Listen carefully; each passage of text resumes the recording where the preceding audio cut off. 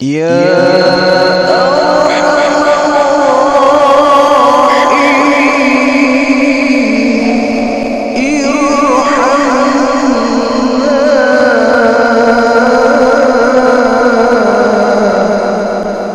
masih diberikan anugerah berupa kenikmatan, nikmat iman Islam, nikmat kesehatan, serta dengan izin Allah pula kita masih bisa berdiri tegar di sini, bisa menikmati kehidupan dunia ini. Semoga apa yang Allah anugerahkan ini menjadi media untuk kita, ya, penunjang bagi kita melaksanakan ibadah-ibadah yang inti daripada ibadah itu adalah kita mempersiapkan bekal untuk kita menuju ke alam akhirat. Para pecinta ilmu, para hamba-hamba Allah yang beriman, kita kembali akan mengkaji kitab Nashaihul Ibad. Kita akan membahas satu hadis di mana baginda Rasulullah sallallahu alaihi wasallam bersabda, khaslatani la syai'a afdalu minha al-imanu billahi wa naf'ul lil muslimin. Baginda Rasul bersabda, ada dua perkara yang tidak ada sesuatu pun mampu melebihi keutamaannya. Al-imanu billah, pertama beriman kepada Allah. Wa naf'u lil muslimin, yang kedua bermanfaat untuk seluruh umat Islam. Jadi dalam hadis ini baginda Nabi memberikan nasihat kepada kita bahwa ada satu perkara yang dua perkara ini tidak akan ada yang bisa menandingi oleh apapun. Ada dua perkara yang keutamaannya tidak ada yang menandingi. Apa itu? Pertama kata Nabi, al-imanu billah, beriman kepada Allah. Beriman kepada Allah adalah perkara pertama yang tidak ada tandingannya. Ini merupakan puncak keimanan seseorang. Dasar seseorang beriman adalah yang pertama dia harus beriman kepada Allah. Maka seorang mu'alaf yang dia mau masuk Islam itu dia wajib untuk melakukan syahadat, ya. Asyhadu an la ilaha illallah wa asyhadu anna Muhammadar Rasulullah. Jadi sebelum dia melaksanakan sholat, sebelum dia melaksanakan puasa dan ibadah-ibadah yang lainnya, yang pertama harus dibangun adalah iman kepada Allah Subhanahu wa ta'ala. Kalau iman kepada Allah sudah tertanam, maka iman-iman kepada yang lain pun akan segera menyusul. Iman kepada malaikat, iman kepada kitab-kitabnya Allah, iman kepada rasul-rasulnya Allah, iman kepada hari kiamat, bahkan iman kepada qada dan qadaran. Jadi akar utama dari kita melaksanakan ibadah, pondasi utamanya adalah al-imanu billah, beriman kepada Allah.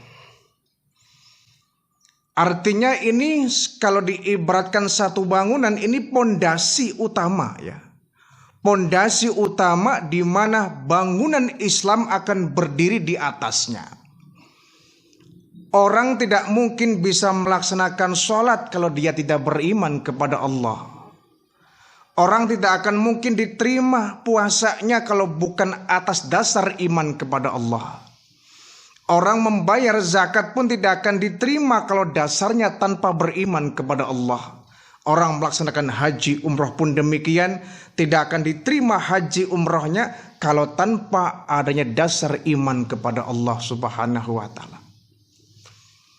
Nah, iman ini adalah ruh di mana amal soleh ini akan bergerak. Jadi amal soleh harus karena iman. Dan iman ini adalah pondasi utama seseorang bisa melaksanakan rangkaian ibadah dalam agama Islam. Tanpa iman, maka semua ibadah tidak akan ada gunanya. Makanya betul kata Nabi, iman kepada Allah tidak ada yang menandingi keutamaannya dengan yang lain. Karena dari sini semuanya berangkat. Start awal kita beragama dari sini, beriman kepada Allah Subhanahu wa taala. Kalau sudah kita beriman kepada Allah, maka yang lain akan segera bermunculan. Jadi iman ini sebenarnya seperti listrik ya. Seperti setrum listrik. Maka iman yang benar akan menimbulkan gejala sebagaimana listrik yang benar. Lampu bisa menyala karena ada aliran listriknya. Mic bisa berbunyi karena ada aliran listriknya. Kipas bisa berputar karena ada aliran listriknya. Kulkas bisa dingin karena ada aliran listriknya. Jadi listriknya mah nggak kelihatan, yang timbul gejala.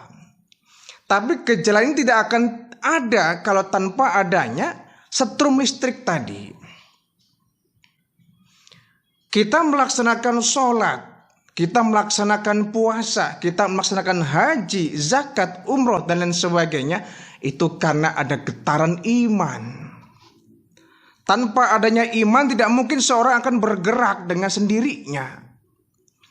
Maka ketika kita beriman kepada Allah, ucapan itu harus kita buktikan dengan amaliyah soleh. Amanu wa amilu sholihat. Beriman dan beramal soleh. Jadi iman tanpa adanya amal soleh, yaitu tidak ada manfaatnya juga. Amal soleh tanpa dasar iman pun akan tertolak. Jadi antara amanu wa amilu soleha ini dua rangkaian tidak akan bisa terpisah satu dengan yang lainnya. Kita beriman kepada Allah harus menghasilkan amal soleh. Kita beramal soleh dasarnya harus beriman. Jadi oleh karena itu sebagai umat Islam, maka proyek yang sangat kita kedepankan adalah bagaimana cara memperbarui iman kita. Di antaranya kata Nabi, cara memperbarui iman adalah dengan kita memperbanyak mengucapkan kalimat syahadat. Insya Allah kalau iman ini merupakan pondasi yang kuat, maka kita sebelum membangun satu bangunan yang megah, pondasinya dulu kita perkuat. Kalau pondasinya sudah kuat, insya Allah bangunan Islam ini akan mercusuar, akan tinggi, akan megah. Tapi kalau satu rumah pondasinya saja sudah miring, maka bangunan akan miring. Pondasinya lurus tegak, insya Allah bangunan akan tegak. Pondasinya rapuh, robohlah bangunan yang akan berdiri di atasnya. Maka kalau iman kepada Allah ini merupakan pondasi dalam kita beragama, maka harus kita pasang sekuat mungkin ya iman ini kepada Allah Subhanahu wa taala. Maka kita alhamdulillah oleh Allah diberikan nikmat yang tidak ada tandingannya, nikmat iman. Nikmat iman ini nikmat yang tidak ada tandingannya. Sebab dengan nikmat iman ini kita bisa menjadi orang Islam, bisa mengenal Allah, bisa mengikuti dakwahnya Rasulullah, bisa melaksanakan syariat Islam. Saudara kita ya di luar sana ya, di luar agama Islam, yang mereka mungkin oleh Allah belum diberikan hidayah. Mereka mungkin masih belum mengenal Allah, belum mengenal Islam, belum mengenal syariat Islam. Akhirnya mereka melaksanakan suatu rangkaian ibadah yang bukan berasal dari Allah Subhanahu wa taala. Maka saya sering terkadang bangga dan terharu ya kalau ada saudara-saudara kita yang dia kemudian menjadi mu'alaf ya, biarpun mungkin dari kondisi keluarganya masih non muslim. Banyak ya kejadian yang bapak ibunya non muslim, saudaranya non muslim, kakak adiknya non muslim, sementara dia memilih untuk memeluk agama Islam. Ini anugerah yang sangat luar biasa. Karena nikmat hidayah ini, nikmat iman ini, nikmat yang insya Allah kalau kita pegang kuat-kuat akan bisa mengantarkan kita kepada keselamatan dunia maupun akhirat. Bagaimana mungkin kita bisa menikmati keselamatan, mendapatkan keselamatan di akhirat tentunya, kalau tanpa dasar iman? Karena imanlah yang kemudian menyebabkan kita oleh Allah diberikan anugerah, diberikan keridhaan, sehingga dengan ridha Allah ini kita insya Allah bisa menjadi penduduk surga. Nah, kasihan kalau ada orang yang memang sampai matinya dia tidak beriman kepada Allah Subhanahu wa taala. Walaupun mungkin ya tinggal di tengah-tengah komunitas muslim itu tidak menjamin. Tidak menjamin seseorang non muslim yang tinggal di tengah-tengah komunitas muslim dia akan terenyuh, akan tergugah mengikuti ajaran Islam, belum tentu. Kalau Allah tidak membuka hatinya menerima hidayah. Maka kita yang sudah oleh Allah diberikan hidayah berupa iman ini, ya, nikmat yang sangat besar ini harus kita syukuri. Caranya dengan wa'amilus shalihat. Setelah amanu, lanjutkan dengan wa'amilus shalihat. Beriman dan beramal soleh. Jangan sampai kita hanya beriman. Makanya betul ya, orang Islam belum tentu dia beriman. Tapi kalau dia beriman, insya Allah dia sudah menjadi orang Islam. Maksudnya apa?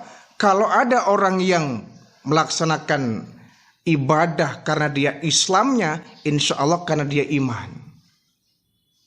Tapi berapa banyak saudara-saudara kita yang notabene Islam, seorang Muslim, tapi dia enggan untuk melaksanakan ibadah karena di hatinya tidak ada getaran iman. Sehingga hampir semua ibadah-ibadah itu panggilan dasarnya adalah amanu. Misalkan saja puasa ya. Ya ayyuhalladzina amanu kutiba alaikumusiyam. Wahai orang-orang yang beriman, diwajibkan atasmu untuk melaksanakan puasa. Yang dipanggil orang yang beriman. Bukan ya ayyuhalladzina aslamu, wahai orang-orang Islam. Kenapa? Orang Islam itu banyak. Islam di Indonesia itu hampir mencapai 80% komunitas ya. Islam di Indonesia itu populasi Muslim di Indonesia itu mencapai angka 80%. Itu terbanyak. Negara kita negara yang mayoritasnya penduduknya beragama Islam. Kalau kita bicara Islamnya. Tapi kalau kita mengkerucut yang beriman berapa persen, nah ini yang kita perlu bertanya pada diri kita sendiri. Apakah yang 80% Muslim itu juga 80% mukmin? Belum tentu kayaknya ya. Mungkin separuhnya, atau mungkin kita nggak tahu ya. Karena orang banyak kok yang kemudian mengaku Islam. Coba kalau dipinjam KTP-nya itu agamanya pasti Islam ya. Agamanya Islam, tapi terkadang Ramadan tidak ia berpuasa. Ramadan makan di siang hari, Ramadan ngerokok di pinggir jalan. Dia Muslim, balik ya. Balik, sudah dewasa, sudah tua, Ramadan dia nggak berpuasa, padahal dia Islam. Mungkin Islamnya hanya di KTP saja, belum berurat dan berakar sampai ke hati. Maka yang perlu adalah getaran iman ya. Kita nggak usah bangga menjadi seorang Muslim kalau kemudian tidak diaplikasikan keislaman kita dalam bentuk melaksanakan ibadah. Kita akan menjadi orang-orang yang berdusta di hadapan Allah. Kita mengakunya sebagai orang Islam, tapi kita enggan untuk melaksanakan ibadah. Apalagi ibadah-ibadah yang sifatnya sunnah, yang wajib pun terkadang tidak ia laksanakan. Jadi beriman kepada Allah ini harus berurat dan berakar dan melahirkan amalus saleh. Melahirkan amal yang saleh. Jangan sampai imannya hanya di ucapan. Kita tahu beberapa tamsil kisah-kisah para nabi, para rasul, bahkan para sahabat ya, yang mereka berani mati demi untuk mempertahankan iman. Kita yang kadang-kadang hidup sekarang ini, sholat tinggal sholat, puasa tinggal puasa, ke masjid tinggal ke masjid tanpa ada gangguan orang-orang kafir. Bayangkan Nabi dan para sahabat itu harus rela mempertaruhkan nyawa demi untuk mempertahankan iman dan Islamnya. Sahabat Bilal misalkan, dia rela oleh majikannya disiksa sedemikian rupa, tangan diikat, kaki diikat di tengah-tengah gurun pasir yang panas, diikat di tengah-tengah terik matahari, di atasnya dikasih batu besar tuh. Batu besar diletakkan di atas dadanya si Bilal ini, hanya agar si Bilal keluar dari agama Islam. Tapi Bilal sudah diperkuat Islamnya oleh Allah, sehingga dia disiksa sedemikian rupa, tetap dia tidak mau bergeming, tetap beriman kepada Allah Subhanahu wa ta'ala. Contoh lagi Siti Masitah ya. Siti Masitah seorang wanita budiman, wanita mulia, yang dia rela mengorbankan nyawanya demi untuk mempertahankan imannya. Kita sekarang ini beriman itu ringan-ringan saja, tanpa menemui kendala-kendala yang berarti. Kita ke masjid tidak ada gangguan. Di zaman Rasulullah ada sahabat yang ke masjid dihadang oleh kaum kafirin. Bahkan Rasulullah sering sekali ke masjid kakinya terluka, ya, terkena beling, terkena duri, dipasang oleh orang-orang kafir itu. Kita ke masjid itu kadang-kadang enak, santai, ya, tidak ada kendala apapun. Tapi kenapa kita beragama kok sulit? Kita kok beragama seakan-akan kita tuh berat sekali. Padahal ringan kita beragama zaman sekarang. Tidak seberat di zaman Nabi dan para sahabat. Mereka kalau sudah mengaku beriman kepada Allah, nyawa taruhannya. Kita sekarang ini beragama ini ringan-ringan, sholat tinggal sholat ya, tanpa ada gangguan yang berarti.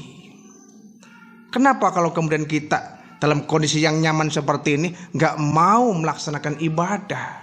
Ke masjid berat kita, hadir di pengajian berat kita, datang ke majelis taklim berat kita.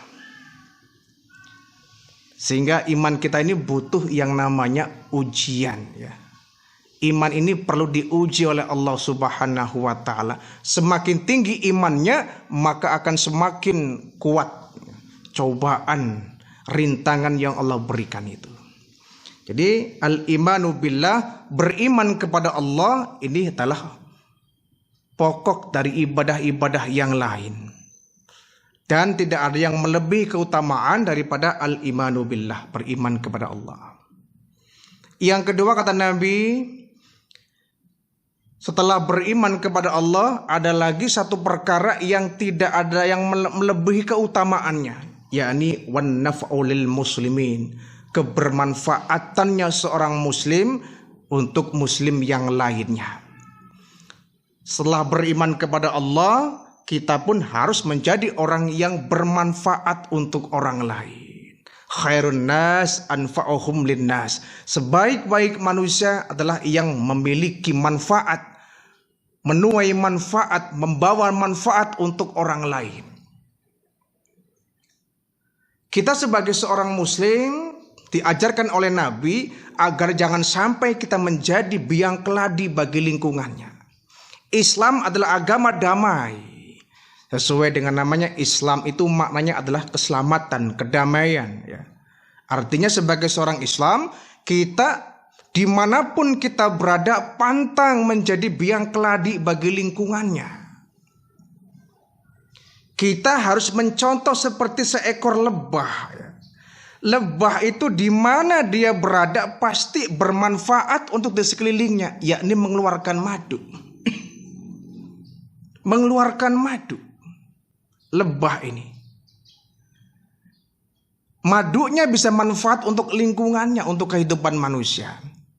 Nah, sebagai orang yang beriman, kita menjadilah orang-orang yang bermanfaat untuk lingkungannya. Jangan sampai keberadaan kita justru menyusahkan orang lain. Ini ciri-ciri biang keladi ini. Adanya membuat orang susah, hilangnya menyebabkan orang gembira. Ini ciri-ciri orang yang biang kerok nih, biang keladi. Adanya membuat orang susah, tidak adanya menyebabkan orang lain menjadi gembira. Hati-hati kalau orang lain merasakan begitu terhadap diri kita. Sebaliknya orang yang keberadaannya dinanti-nantikan oleh orang, kepergiannya dirindukan oleh orang, ini orang yang membawa manfaat untuk lingkungannya. Ketika dia tidak ada, orang merindukan. Ketika dia hadir, orang menanti kehadirannya. Nah, kita sangat beruntung kalau seperti itu ya. Adanya kita dinantikan orang, menghilangnya kita dirindukan oleh orang. Bermanfaat untuk orang lain. Kita jangan memandang yang kita berikan itu beragama apa ya. Biarpun dia misalkan non muslim, saling tolong menolong tetap diwajibkan kita sebagai orang Islam kepada siapapun kita. Jangan sampai kita menolong orang, kita tanya agama dulu. Ya. Ada orang tabrakan jatuh, ya terluka, kita tanya, mau nolong tanya dulu, ente agamanya apa? Nggak perlu, ya, nggak perlu. Entah dia agamanya apapun, kalau dia membutuhkan kita, membutuhkan pertolongan dari kita, uluran tangan kita sebagai umat Islam wajib untuk membantunya, meringankan bebannya tanpa memandang dia beragama apa. Karena dalilnya khairun nas anfa'uhum linnas, sebaik-baik manusia. Nabi enggak membatasi sebaik-baik muslim. Sebaik-baik manusia adalah yang bermanfaat untuk manusia lainnya. Ini bahasanya umum ya. Nabi menyampaikannya khairun nas, sebaik-baik manusia. Artinya dia beriman atau tidak, kalau dia sudah memberikan manfaat untuk orang lain, dia adalah orang yang terbaik. Apalagi dasar orangnya adalah orang muslim. Ini Nabi sangat menganjurkan kita untuk tolong menolong. Ya, siapapun yang kita tolong tanpa harus memandang agamanya apa, akidahnya apa. Kalau dia membutuhkan kita, jadilah kita sebagai penolong dia. Itulah hebatnya muslim ya. Kalau dia menjadi kelompok yang mayoritas, dia bisa melindungi yang minoritas. Ketika dia menjadi yang minoritas, dia bisa menjaga diri. Dia bisa menjaga diri. Maka beruntunglah kalau ada non muslim ya, yang dia tinggal di tengah pemukiman muslim, insya Allah terjamin keselamatannya itu. Ya. Beruntunglah kalau ada orang non muslim yang dia tinggal di komunitas muslim, dijamin pasti tidak akan diganggu. Kita bukan agama yang suka usil kok. Kalau kemudian ada orang yang beranggapan bahwa Islam ini agama yang kasar, agama yang arogan, itu sangat teramat keliru besar. Ya. Kalau kita bicara ada orang yang arogan, ada orang yang kasar, ada orang yang suka membuat kekerasan, jangan dilihat dari agamanya, tapi orang yang bersangkutannya. Jangan sampai ada sekelompok orang yang dia pakai jubah, misalkan yang membuat keonaran, dia membuat kekerasan, kemudian kita membawa-bawa agama Islam. Sekali lagi, Islam tidak pernah mengajarkan umatnya untuk anarkis kepada umat-umat yang di luar. Kalau toh dalam Islam ada ajaran peperangan, tapi peperangan dalam Islam peperangan yang untuk mempertahankan akidah, mempertahankan syariat Islam. Dan kita tidak pernah mendahului. Kita sebagai umat muslim jangan sampai mendahului berperang ya. Tapi kalau sudah kehormatan kita diinjak-injak, ya, harga diri kita sudah dilecehkan, maka kita harus siap untuk menghadapi resiko, menghadapi orang-orang di luar sana. Tapi selama di luar sana tidak ada yang memusuhi Islam, tidak ada yang mengajak untuk berkelahi, jangan sampai kita kemudian, ya, nggak ada musuh, nggak ada apa, tiba-tiba kita mencabut pedang, kelayapan mencari musuh. Ajaran apa? Ya. Adapun amar ma'ruf nahi mungkar, nahi mungkar ini adalah mencegah kemungkaran, bukan kemudian mencari musuh. Kalau ada sekelompok Islam, sekelompok Muslim yang dia berjihad di dalam memerangi maksiat, memerangi kemungkaran, bukan karena Islam agama arogan. Justru Islam menyelamatkan masyarakat. Jangan sampai kemungkaran ini, kemaksiatan ini menjadi penyakit masyarakat. Misalkan saja tempat judi, ya, tempat perjudian, tempat pelacuran. Kemudian datang segerombolan komunitas muslim yang mengobrak-abrik tempat itu. Bukan berarti Islam adalah agama arogan. Justru Islam rahmatul lil alamin, agar, ya, kemaksiatan ini tidak bisa menimbulkan hal-hal yang negatif kepada masyarakat. Maka nahi mungkar ini tentu harus menimbulkan, harus membawa kepada kekuatan yang hebat. Jangan sampai kemudian kita beramar ma'ruf, nahi mungkar nggak kita jalankan. Ya. Di negara kita kan ada satu organisasi muslim, ya, tak perlu saya sebutkan namanya apa, yang mereka memang visi misinya adalah mencegah kemungkaran. Tempat maksiat diobrak-abrik, ya, tempat perjudian pasti akan dihancurkan. Tapi mereka juga ketika menghancurkan tempat-tempat itu tidak kemudian langsung tiba-tiba. Pertama dialog dulu mereka itu, ya. Dialog dulu, ya, musyawarah dulu. Kalau kira-kira tempat maksiat itu merugikan masyarakat lingkungan sekitarnya, baru mereka bergerak. Tapi kalau tempat maksiat itu kemudian oleh masyarakat tidak menimbulkan apapun, tidak asal kemudian dihancurkan, baru mereka didakwai dulu, diberikan dakwah, diingatkan dulu, ya. Cuma kadang-kadang ada kelompok-kelompok sekuler yang mereka ingin menghancurkan Islam, ya, ingin melecehkan bahkan menodai agama Islam, sehingga kejadian yang seperti ini diupload sedemikian rupa, ya, seakan-akan Islam digambarkan sebagai agama yang anarkis, agama yang arogan. Rasulullah SAW tidak pernah menyebarkan agama Islam melalui pedang.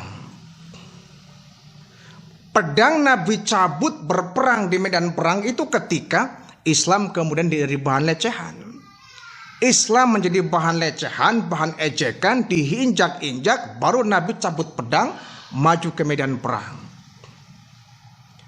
Jangan sampai kita musuh tidak ada, ya, tidak ada yang memusuhi kita, kemudian kita sok jagoan, teng-teng bawa senjata, mau ngapain? Ya, mau ngapain? Islam ini harus menjadi rahmatan lil alamin, rahmat bagi lingkungan. Sehingga kekerasan dalam Islam sangat tidak dibenarkan. Kalau toh dalam Islam ada kekerasan, ada peperangan, itu untuk bernahi mungkar, mencegah kemungkaran, mencegah kemaksiatan, harus menggunakan kekerasan. Beda ketika kita amar ma'ruf, ya. Ketika amar ma'ruf kita mengajak orang untuk ibadah, harus penuh kelembutan. Mengajak orang untuk sholat, mengajak orang untuk ke masjid, harus dengan kelembutan. Kalau kita ngajak orang ke masjid ibadah, ya, ngajak orang ke pengajian dengan keras, dengan kasar, ya nggak bakal ada orang ikut. Ketika amar ma'ruf penuh dengan kelembutan. Tapi saat menghadapi nahi mungkar, kemungkaran ini harus tidak boleh dengan kelembutan, kekerasan. Ya, bagaimana mungkin kita bisa mengobrak-abrik, menghancurkan kemaksiatan kalau dengan kelembutan?